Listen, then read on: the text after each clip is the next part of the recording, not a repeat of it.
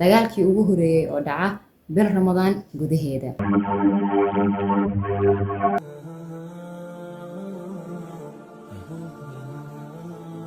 إن الحمد لله نحمده ونستعينه ونستغفره ونعوذ بالله من شرور أنفسنا ومن سيئات أعمالنا. أشهد أن لا إله إلا الله وأشهد أن محمدا عبده ورسوله. السلام عليكم ورحمة الله وبركاته. رمضان كريم، رمضان مبارك. kusoo dhawaada youtube channelka Zakiya Aadam. waxaa mahad u sugnaatay Alle subxaanahu wa tacaala. marka xigto waxaan mahad celinaa dhammaan asxaabta ku xiran youtube channelka iyo inta daawanaysa. waa barnaamijkeena fahamka soonka iyo ilaalintiisa xalqadiisa shanaad. xalqadan waxaa ku qaadan doonaa dhowr ciwaan. waxaana ugu horeeya fadaa'ilu siyaam wa khasaa'isihi wa fawaa'idihi, fadliga uu leeyahay soonka, sidoo kale waxyaabaha uu gaarka leeyahay iyo fawaa'idiisa.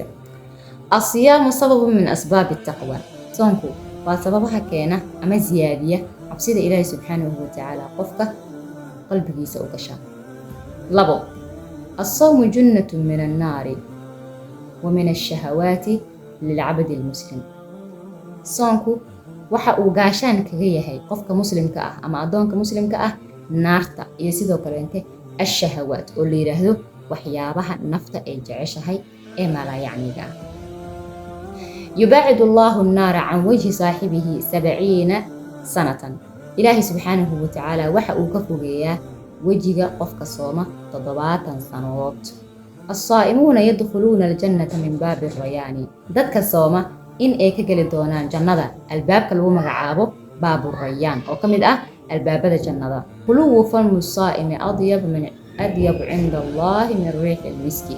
إلهي سبحانه وتعالى قفك صومن رائحة أفكيسة كسو بحيسة إي مسكي عرفت أن كنا قانو وحي أكتيت وناكسن أما وأضيب عند الله رائحة فم الصائم. الصيام والقرآن يشفعان لصاحبهما يوم القيامة.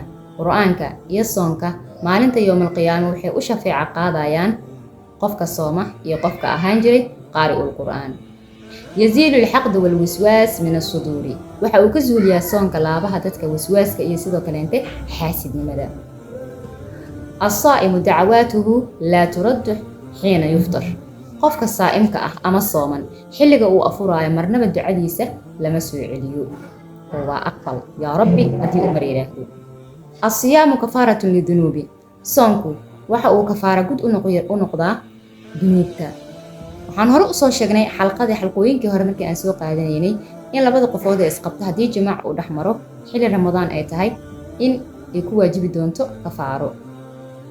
bal maalinkaas jimaaca ay sameeyeen inta ka dhiman waqtiga afurka laga gaarayo waxna ma cuni karaan waxna ma cabi karaan.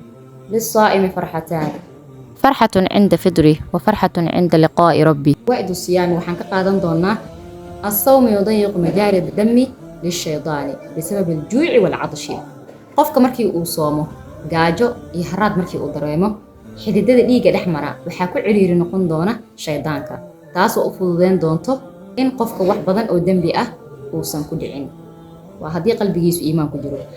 الصوم يجمع أنواع الصبر، soonka waxa la yiraahdaa waxa uu soo koobayaa dhammaan anwaac الصبر, waayo qofka waxa uu ka tagayaa cunidii, waxa uu ka tagayaa cabidii, waxa uu ka tagayaa wax allaale wixii naftiisa ay sameyn lahayd uu si gaar ah uga tagayaa. inkastoo laga rabo qofka muslimka ah ama soon ha lagu jiro ama soon yaa lagu jirin in uu ka fogaado waxyaabaha asaga u keenaya dhibaatada ama dambiga uu ugu dhici karo.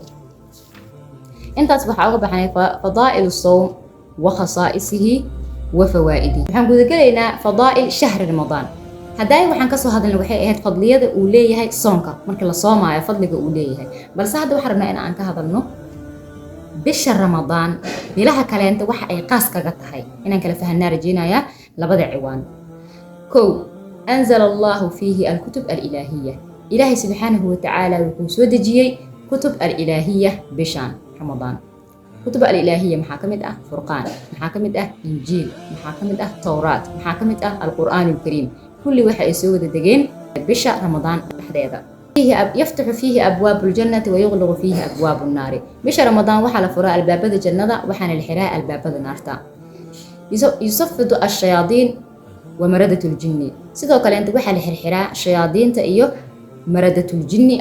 ينادي فيه مناد على بوبو يرى يا أولوليه يا باغي الخير أقبل ويا باغي الشر أقصر. لله في كل ليلة عتقاء من النار. إلهي سبحانه وتعالى هبين والبوحة ونار تكحريا دت فيها ليلة خير من 1000 شهر. بش رمضان وحا لغا هلا هبين كخير بدن كن بلود oo aan laga helin bilaha kaleet waa waxyaabaha ay gaar kala tahay bisha Ramadaan. turfacu darajaat waxa kor loo qaadaa darajaadka iyo xasanaadka qofka uu shaqeysanayo. fiiha salaatu taraawih waxa laga helaa salaad aan la dukan karin ama la dukaninba bilaha kaleet.